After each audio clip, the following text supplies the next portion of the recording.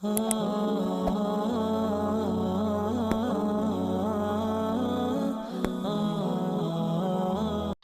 اللہ الرحمن الرحیم۔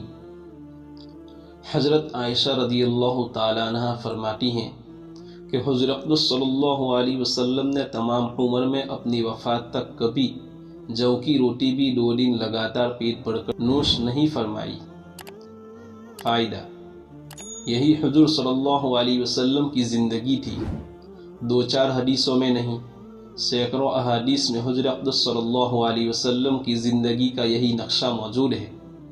آج مسلمانوں کے فقر و فاقہ کا اس قدر شور ہے کہ حد نہیں، مگر کتنے آدمی ایسے ہوں گے جن کو عمر بھر میں 2 دن بھی پیٹ بھر کر معمولی روٹی نہ ملی ہو۔ ایک اور حدیث میں حضرت عائشہ رضی اللہ تعالیٰ عنہ حضور اقدس صلی اللہ علیہ وسلم کے سارے گھرانے کا یہی عمل نقل کرتی ہے۔ حضور صلی اللہ علیہ وسلم کے گھر والوں نے حضور صلی اللہ علیہ وسلم کی وفات تک کبھی بھی 2 دن لگاتار جو کی روٹی پیٹ بھر کر نہیں کھائی۔ حضرت ابن عباس رضی اللہ عنہما فرماتے ہیں، حضور صلی اللہ علیہ وسلم پر کئی راتیں مسلسل ایسی گزر جاتی تھی کہ حضور صلی اللہ علیہ وسلم کو اور حضور صلی اللہ علیہ وسلم کے گھر والوں کو شام کو کھانا میسر نہیں ہوتا تھا۔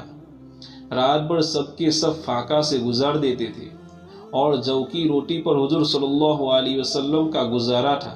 حضرت سہل رضی اللہ تعالیٰ عنہ سے کسی نے پوچھا، حضور صلی اللہ علیہ وسلم کا معمول چھنے ہوئے آٹے کی روٹی کھانے کا تھا؟ حضرت سہل رضی اللہ تعالیٰ عنہ نے فرمایا، حضور صلی اللہ علیہ وسلم نے وصال تک چھنے ہوئے آٹے کو دیکھا بھی نہ ہوگا۔ پھر اس نے پوچھا، کیا حضور صلی اللہ علیہ وسلم کے زمانے میں آپ حضرات کے یہاں چھلنیاں نہیں تھی؟ حضرت سہل رضی اللہ تعالیٰ عنہ نے فرمایا، چھلنیوں کا دستور نہیں تھا، اس کا رواج نہیں تھا۔ انہوں نے تعجب سے پوچھا، بغیر چھنے جو کے آٹے کو کیوں کر کھاتے تھے؟ حضرت سہل رضی اللہ تعالیٰ عنہ نے فرمایا، آٹے کو حرکت دے کر اس میں پھونک مار دیا کرتے تھے، جس سے موٹے موٹے ٹینکے اڑ جاتے تھے، باقی کو پکا لیا کرتے تھے۔ فائدہ: آج گیہوں کی روٹی بغیر چھنے آٹے کی کھانا مشکل سمجھا جاتا ہے۔ یہ حضرات جو کے آٹے کی روٹی بغیر چھنے نوش فرماتے تھے، وہ بھی پیٹ بھر کر نہ ملتی تھی۔ حضرت عائشہ رضی اللہ تعالیٰ عنہ فرماتی ہیں کہ جب میں پیٹ بھر کر کھانا کھاتی ہوں تو میرا رونے کو بے اختیار دل چاہتا ہے، بس رونے لگتی ہوں۔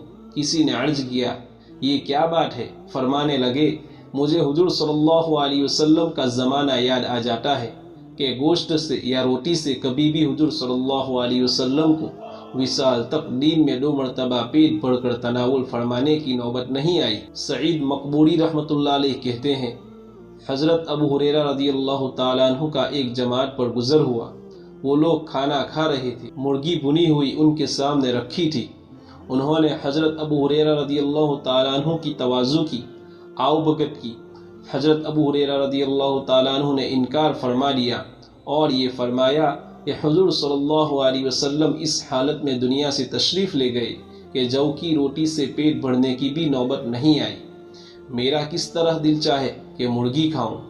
حضرت ابو ہریرہ رضی اللہ تعالیٰ عنہ کا یہ ارشاد عام حالت کے اعتبار سے ہے، ورنہ مرغی کا کھانا حضور صلی اللہ علیہ وسلم سے بھی ثابت ہے۔ ایک حدیث میں ہے کہ حضور اقدس صلی اللہ علیہ وسلم اکثر بھوکے رہتے تھے، بغیر ناداری کے، یعنی تنگ دستی کے، یعنی ایسا بھی ہوتا تھا کہ کھانا موجود ہو پھر بھی حضور صلی اللہ علیہ وسلم کم تناول فرماتے تھے، اس لیے کہ بھوکے رہنے سے انوار کی کثرت ہوتی ہے۔ ایک حدیث میں آیا ہے، جو شخص دنیا میں کھانے پینے کی مقدار کم رکھتا ہے، حق تعالی شان اس پر فرشتوں کے سامنے تفاخر کے طور پر ارشاد فرماتے ہیں کہ دیکھو، میں نے اس کو کھانے پینے کی کمی میں مبتلا کیا، اس نے صبر کیا، تم گواہ رہو۔ جو لقمہ اس نے کم کیا ہے، اس کے بدلے میں جنت کے درجے اس کے لیے تجویز کرتا ہوں۔ یہ بات ہر جگہ ملحوظ رکھنا چاہیے کہ اپنے اختیار سے اتنی کمی ہرگز نہ کرے جو صحت کو نقصان دہ ہو، کہ دوسرے دینی کاموں میں نقصان کا سبب ہو۔ اسی وجہ سے روزے میں سحری کو سنت قرار دیا گیا ہے کہ روزہ میں کمزوری نہ پیدا ہو۔ اسی وجہ سے دوپہر کا سونا سنت قرار دیا گیا ہے کہ رات میں جاگنے میں مددگار ہو۔ اللہ تعالی ہم سب کو کہی سنی بات پر عمل کرنے کی توفیق نصیب